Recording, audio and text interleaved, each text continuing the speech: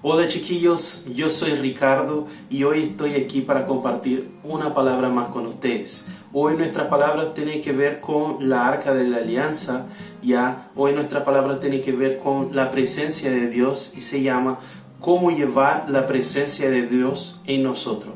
Así que si quieres saber cómo, vamos al video.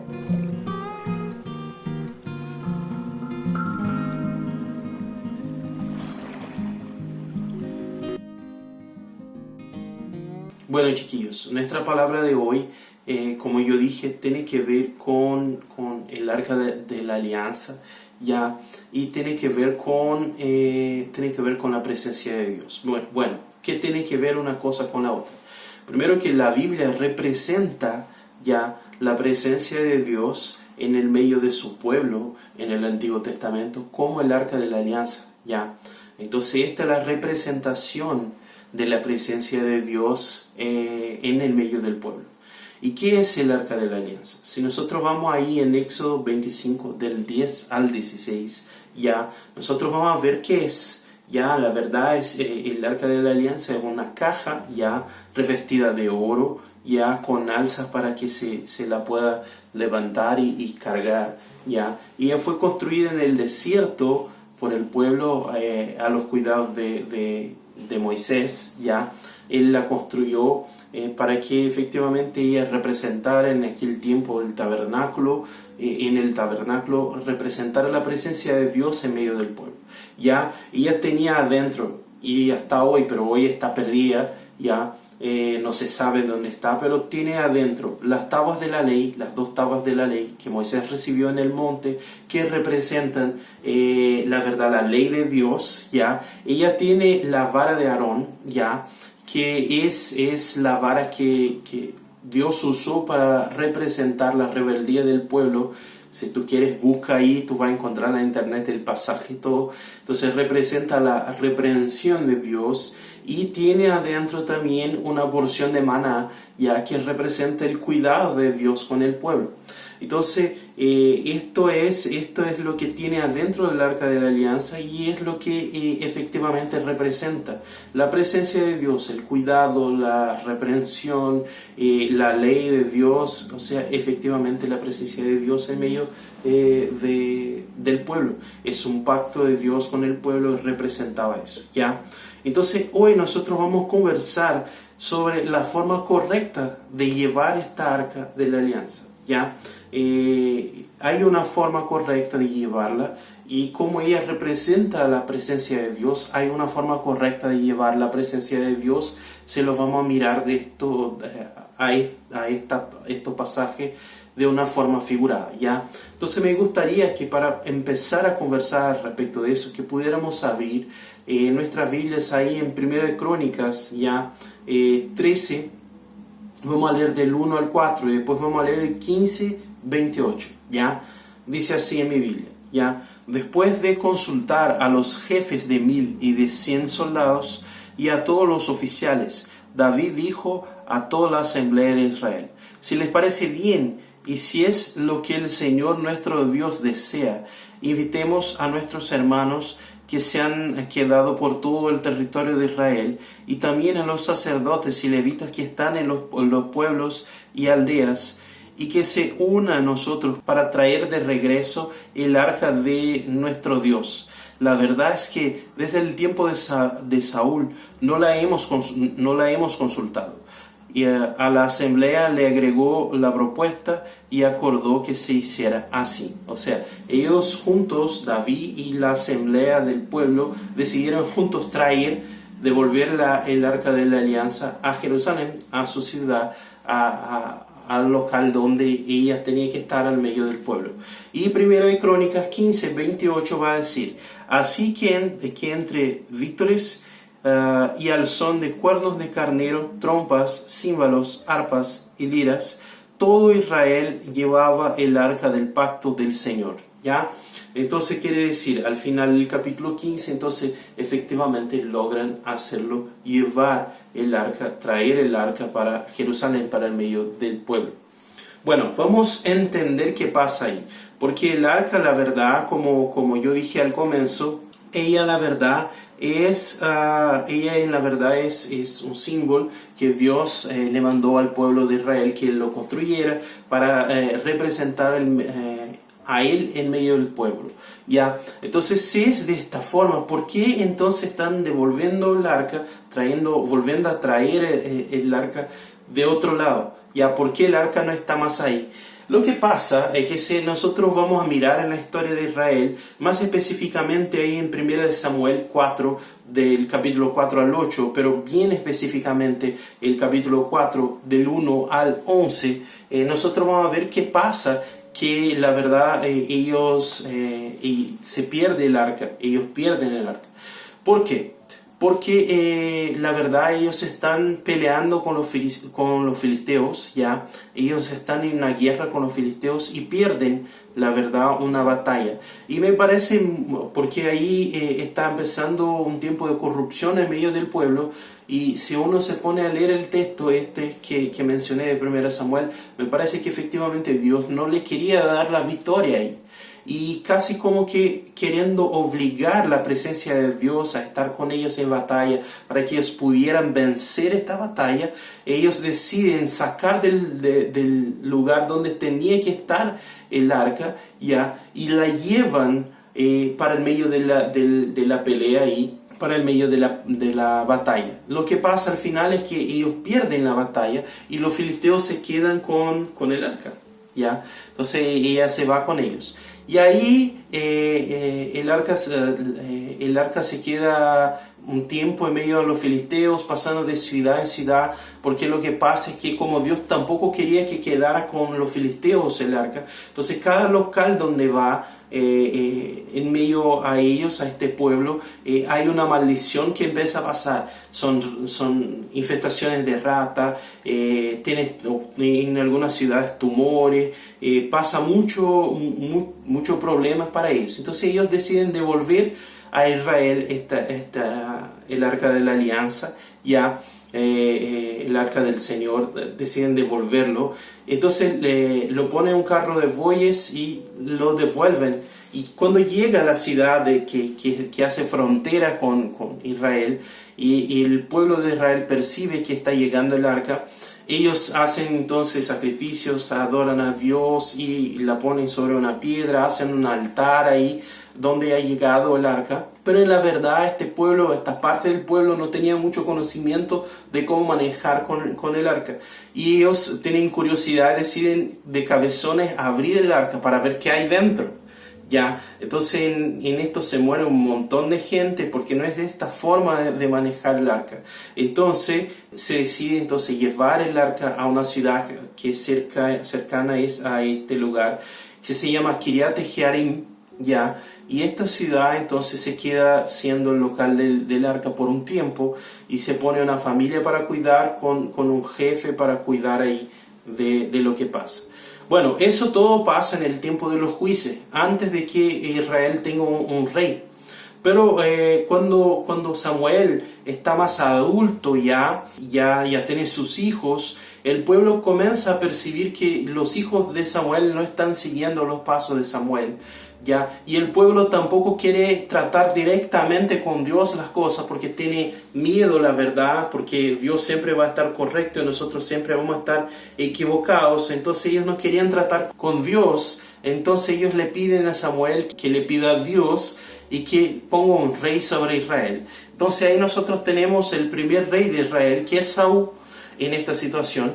Y Saúl, él la verdad le agrada el corazón de Dios al comienzo, pero la verdad que pronto él se corrompe con todo lo que es el reinado, con todo lo que él tenía ganado con ser rey, ¿ya? Y una de las características efectivamente que se ve eso es que él nunca decide traer en todo su reinado, él nunca decide traer el arca de Kiriat Jearim a Jerusalén, ¿ya? O sea, él nunca decide devolver la presencia de Dios al medio del pueblo, ¿ya? Entonces Saúl se muere, ¿y qué pasa? Viene David a reinar. Y cuando David llega a reinar, una de las primeras cosas que él hace como rey es decidir que quiere devolver el arca, o sea, devolver la presencia de Dios al medio del pueblo. Y ahí llegamos en nuestra historia, en lo que leímos en los capítulos 13 y 15 de Crónica, ya de Primera de Crónica. Llegamos ahí. Entonces, ¿qué pasa? Él habla con el pueblo, dice, quiero devolver el arca. Ya, entonces se quedan todos felices y van a buscar el arca, pero ellos no saben cómo manejarla tampoco. Ya, entonces ellos van a llevarla en un carro de bueyes y todo eso, y al final, la verdad, pasa una tragedia, se muere una persona porque no la están cargando, llevando de la forma correcta. Entonces ellos dejan ahí donde está el arca y van a hacer una búsqueda ya para ver cómo se debe cargar, llevar el arca de una forma correcta, ya. Y entonces en eso ellos aprenden, y ahí sí, cargando, llevándola de una forma correcta, ellos logran llevar la presencia de Dios al medio del pueblo. Eso es lo que pasa en esta historia. Ya es una historia larga, pero tenemos mucho para aprender con esta historia, la verdad. Entonces yo quiero conversar respecto de eso hoy. Yo quiero ver qué cosas podemos aprender con esta historia para que podamos traer para nuestra vida el aprendizaje respecto de cómo relacionarnos con la presencia de Dios, porque es una historia muy rica, muy llena de detalles y muy buena para que podamos entender cuáles son los criterios de Dios para llevar su presencia. Y efectivamente es eso que quiero hablar. Yo quiero compartir con ustedes 4 criterios que encuentro yo en este pasaje, en esta situación, ya, que son criterios para llevar la presencia de Dios, ya. Eso quiero compartir con ustedes. Ya, el primer criterio, en la verdad, es que solamente solo los sacerdotes, en la verdad, solo los sacerdotes deben llevar el arca. Ya, solo los sacerdotes deben llevarlo. ¿Por qué? Porque solamente los levitas podían cargarla, la verdad. Solo ellos podían levantarla y tocarla. Así es la ley de Dios. Esto está dicho ahí en 1 Crónicas 15, 2. David, después que hace su búsqueda, va a decir, efectivamente, solo los levitas pueden tocar el arca. Ya en la verdad había una familia específica dentro de la tribu de Leví que debía cargar el arca. Ya no eran todos los levitas que lo podían hacer. Entonces Dios es extremadamente exigente con quien va a llevar su presencia. Ya nosotros necesitamos entonces llegar a este nivel de exigencia. ¿Ya? ¿Y cuál es el nivel de exigencia? El sacerdocio. Ya es necesario que sea un sacerdote extremadamente consagrado a Dios, porque Dios es muy cuidadoso por quien lleva su presencia. Entonces tenemos que llegar a este nivel. ¿Y cómo lo hacemos entonces para llegar a este nivel? ¿Ya? ¿Qué cosas tenemos que hacer para llegar a este nivel hoy? El apóstol Pedro nos va a decir cómo hacer eso efectivamente. Ahí en 1 de Pedro 2, él nos va a decir eso. Nosotros vamos a leer del 1 al 5 y después el 9 y el 10. Ya dice así. Por lo tanto, abandonando toda maldad y todo engaño, hipocresía, envidias y toda calumnia, deciden con ansias la leche pura de la palabra, como niños recién nacidos. Así, por medio de ella, crecerán en su salvación, ahora que han probado lo bueno que es el Señor. Cristo es la piedra viva, rechazada por los seres humanos, pero escogida y preciosa ante Dios. Al acercarse a Él, también ustedes son como piedras vivas, con las cuales se está edificando una casa espiritual.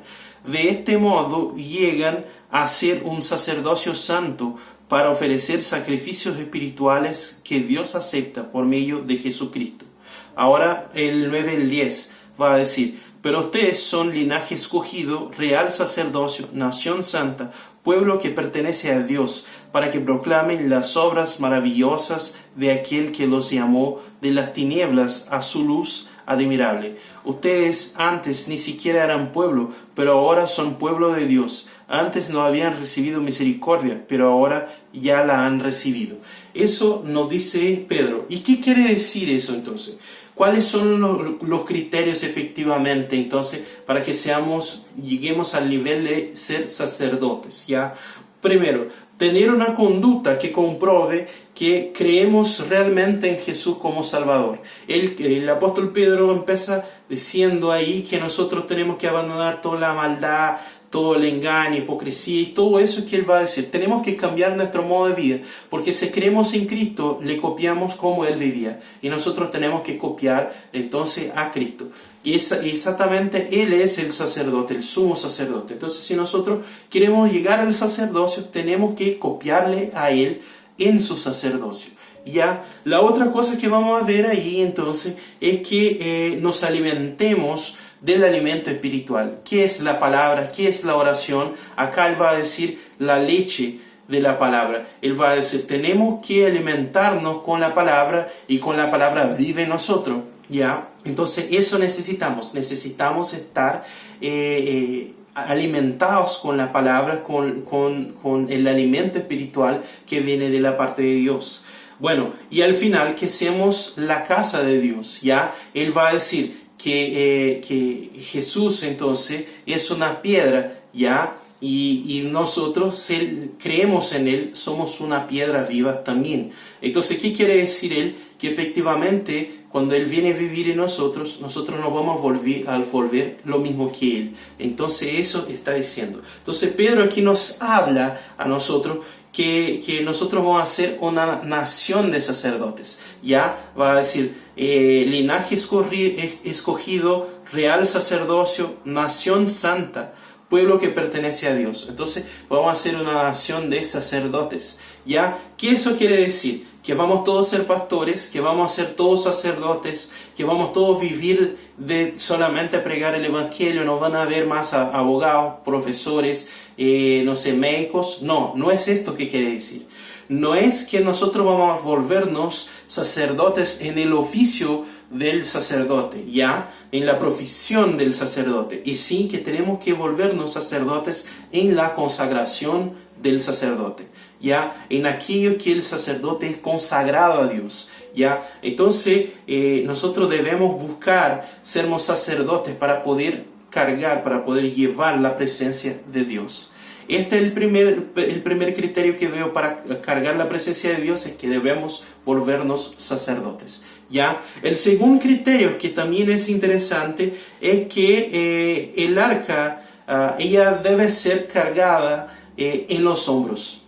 Ella no podía ser cargada de otra forma, y el problema que pasa antes, cuando la están cargando de una forma equivocada, es que efectivamente la llevan en un carro de bueyes. ¿Ya? Y no se puede. En la primera tentativa entonces efectivamente estaban intentando llevarla en un carro de bueyes, y eso la verdad, la palabra nos va a mostrar, y eso va a estar en 1 Crónicas 13, 9 y 10. ¿Qué pasó en la tragedia en eso? ¿Por qué? Porque Usa, el chico que estaba manejando el carro de bueyes, ya, en un momento los bueyes tropezan, ya, y el arca se menciona caerse. Entonces él extiende la mano y le toca el arca para que no se caiga. Pero como él no era sacerdote, como él no era alguien consagrado, como él no era alguien que estaba apto a llevar el arca de Dios, él se muere. Porque la presencia de Dios, en la verdad, no es que Dios le castiga a él porque es malo y desobedeció, sino que Dios no anda junto con el pecado, con el mal, ya, porque es tan santo. Lo mismo él va a decir, que se te muestro mi gloria, a Moisés él lo va a decir, tú te vas a morir. Entonces lo mismo pasa con Usa, la gloria de Dios, la presencia de Dios le mata a él, porque él no está apto para hacer eso, ya, porque él no podía, él no era la persona que podía hacer eso, no era quien estaba consagrado para eso, ya. Entonces, ¿cómo el arca debía ser cargado? Ya, él, la verdad, como nos dice ahí en Éxodo 25:14, él tiene que ser llevado por sacerdotes en los hombros. Él tiene 2 varas que van a las laterales del arca y se lleva en los hombros por personas que son capacitadas, aptas para eso. ¿Ya? Y ¿Qué podemos aprender con eso, de que se tenía que llevar en los hombros en todo eso? Bueno, es súper simple, que solamente nosotros podemos llevar, cargar la presencia de Dios. Solo en nosotros se puede llevar la presencia de Dios. Ya, piensen que en el Nuevo Testamento nosotros vamos a ver que la presencia de Dios de Dios se espalla a todo el mundo, ya cuando Jesús se muere en la cruz. Esto va a estar ahí dicho en Mateo 27, 51, 52. Ya eso lo va a decir, que cuando Jesús se murió, el velo del templo se rasgó, y aquello que hace separación entre la presencia de Dios, donde tendría que estar el arca, y el mundo se acabó, no hay separación. Y después de eso, Él viene a vivir en nosotros como Espíritu Santo. Eso va a estar dicho en Juan 14, 16 y 17. Ya que Él viene a vivir que la presencia de Dios viene a vivir en nosotros como Espíritu Santo. O sea, Dios desea que su presencia sea llevada adentro de nosotros, ya, y por nosotros. No hay otra forma de hacerla. No se puede hacer a través de un objeto, de una estatua, de una palabra, de una oración específica, sino que está dentro de nosotros. La presencia de Dios, el Espíritu Santo, está dentro de nosotros. De ninguna otra forma se la puede llevar y cargar. ¿Ya? Entonces nosotros debemos prepararnos para llevar la presencia de Dios. Eso aprendemos con eso. Tercer principio ahí que vemos ahí es que debe haber adoración cuando se lleva el arca. Ya debe haber adoración. Piensen que de la segunda vez que ellos van a llevar el arca, David cuida para que haya siempre alabanza, adoración delante del arca en cada momento. Nosotros vamos a ver eso en 1 Crónicas 15, 16, cuando Él va a separar y la secuencia que Él va a separar todos los músicos y va a decir los nombres de los músicos y que haya música todo tiempo ahí, porque tiene que haber adoración todo tiempo. Ya, la otra cosa es que David también cuida para que hayan sacrificios de agradecimiento a Dios por permitir que se tenga la presencia de Él en medio del pueblo. Ya nosotros también vamos a ver eso en 1 Crónicas 15, 26, ya que va a quedar muy claro. ¿Y qué podemos aprender con esta postura de David?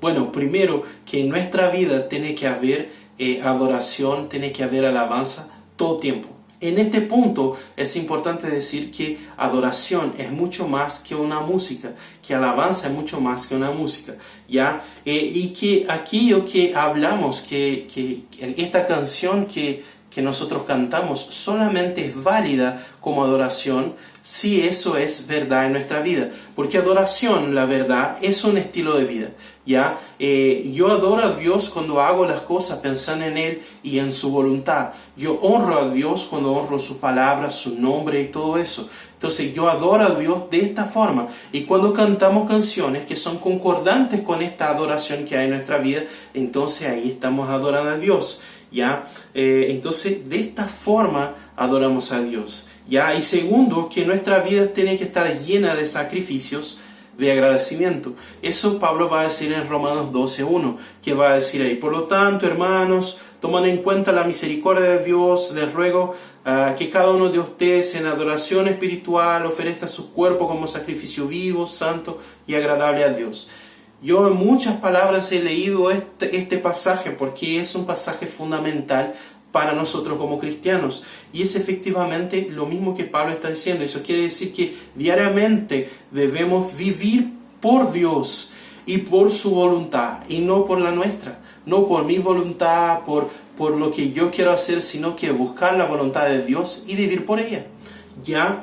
Entonces nuestra vida tiene que ser construida entre alabanza y sacrificio para tener la presencia de Dios, ¿ya? Y el último punto entonces es que todos deben estar debidamente vestidos, ¿ya? Nosotros vamos a ver ahí que todos deben estar vestidos apropiadamente, ¿ya? Todos los que estaban envolvidos en cargar el arca o alabar o hacer cualquier cosa estaban vestidos de lino fino, ¿ya? Eso dice en 1 Crónicas 15, 27, ¿ok?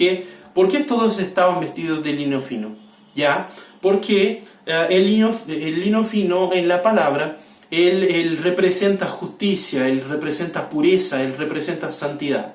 Nosotros vamos a ver eso en muchos textos, pero ahí en Apocalipsis 19, 7 y 8 nos va a decir: alegremos y regocijemos y démosles gloria. Ya ha llegado el día de las bodas del Cordero. Su novia se ha preparado y se le ha concedido vestirse de lino fino, limpio y resplandeciente.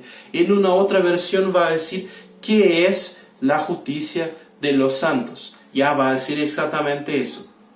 Entonces, si el lino fino es justicia, pureza y santidad, y todos tienen que estar vestidos de lino fino, entonces quiere decir que la tarea que iban a hacer, ella requiere justicia, pureza y santidad. ¿Ya? Entonces, esto se va a confirmar en el pasaje de 1 Crónicas 15:12, que David efectivamente va a decir a todos que van a estar involucrados en eso, va a decir: anden a consagrarse, porque ustedes tienen que consagrarse para hacer eso, si no se van a morir. ¿Ya? Si nosotros entendemos eso, efectivamente vamos a entender que para llevar la presencia de Dios hoy también requiere santidad. ¿Ya? ¿Y qué es santidad efectivamente? Santidad es ser separado para Dios. ¿Ya? El significado de la palabra santo es separado. ¿Y qué es ser separado? Efectivamente, como las personas dicen, es no pecar, pero es más que no pecar. Es caminar en conformidad con la voluntad de Dios. Es más que no hacer aquello que desagrada a Dios. Es efectivamente hacer aquello que agrada a Dios. Entonces, nosotros necesitamos andar en santidad para recibir la presencia de Dios. Esta era una necesidad de nosotros. ¿Ya? Ahora, encerrando eso, como personas que quieren vivir con Dios, ya nosotros necesitamos tener la presencia de Dios. Ya necesitamos saber cómo tener la presencia de Dios. Entonces, aprender con este pasaje es muy importante, ¿ya? Por eso necesitamos aprender cómo llevar la presencia de Dios adentro de nosotros, ¿ya? El desafío de la palabra de hoy, en la verdad, es mirarnos adentro de nosotros para nuestra vida y vernos, estamos preparados, estamos listos para llevar la presencia de Dios adentro de nosotros, ¿ya? O más que eso, es prepararse para eso, para llevar la presencia de Dios. Yo te pido que baje tu cabeza y cierres tus ojos para que podamos orar por esta palabra. Dios, en nombre de Jesús, yo quiero entregar a esta iglesia que nos acompaña, y Dios, que el desafío de hoy, de cómo llevar tu presencia, de pensar en cómo estamos haciendo, intentando hacer eso, Dios, que venga a nuestros corazones y que nosotros podamos aprender efectivamente con este pasaje, con eso que nos enseña, y que podamos estar preparados, ya que podamos estar debidamente vestidos, que tengamos, Dios, adoración y sacrificio, Dios, que la llevemos adentro de nosotros y entendamos que solamente de esta forma lo vamos a hacer, y que lleguemos al estatus de sacerdotes para alegrar tu corazón y hacer en conformidad contigo, Dios. Entonces, en nombre de Jesús, yo declaro sobre nosotros el entendimiento de eso y el desafío de vivir de esta forma. En nombre de Jesús. Amén. Entonces, chiquillos, se nos ha acompañado hasta aquí. Te pido, deja tu like en el video. Ya, siga a nosotros en las redes sociales, comparte el video para hacer este desafío a todas las personas que conozcan. Ya, comenta acá abajo lo que te gustó y no te gustó en esta palabra, y hasta el próximo video. Chao, chao.